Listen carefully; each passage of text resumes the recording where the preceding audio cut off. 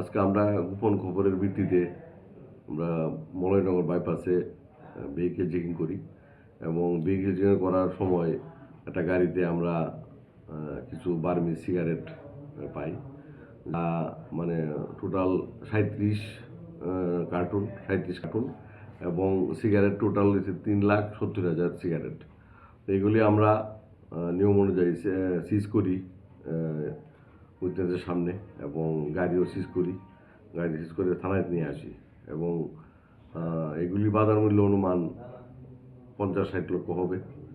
আর এগুলি নিয়ম অনুযায়ী আমরা সকালে আমরা হ্যান্ড ওভার করবো। কই থেকে আইতে আসলে এবং কোথায় যাইতে আসলে কিছু গাড়িটা আমরা খয়ারপুর দিক থেকে আইতেছিল আর ইয়ার দিয়ে যাইতেছিল আমতলির দিকে। এর মধ্যে কাউকে আটক করা হয়েছে? একজন ড্রাইভার আমরা পাইছি, ড্রাইভার বলে তারা জানে না কিছু, তবু আমরা ড্রাইভারে আমরা অ্যারেস্ট করছি আর এই মালগুলি আমরা সিজ করছি।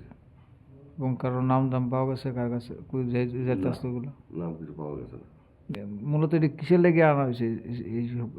তো সিগারেট খাওয়ার জন্যই আনে মানুষে, সিগারেট আনছে। সিগারেট হয়তো কিছু বাংলাদেশ নেয়, কিছু আগরতলা রাখে, ত্রিপুরা তো রাখে, বিভিন্ন জায়গায় বিক্রি করে ট্যাক্স ফাঁকি দিয়া, সরকারকে ট্যাক্স ফাঁকি দিয়া। মূলত এগুলো বাংলাদেশ পাচার করার লাগে মানে আনা হয়েছিল সম্ভবত। মানে গাড়িতে কি একজন ড্রাইভার ড্রাইভার আর কেউ আসলে ওনার সাথে? নাম কি আটক করেছে? ড্রাইভারের নামটা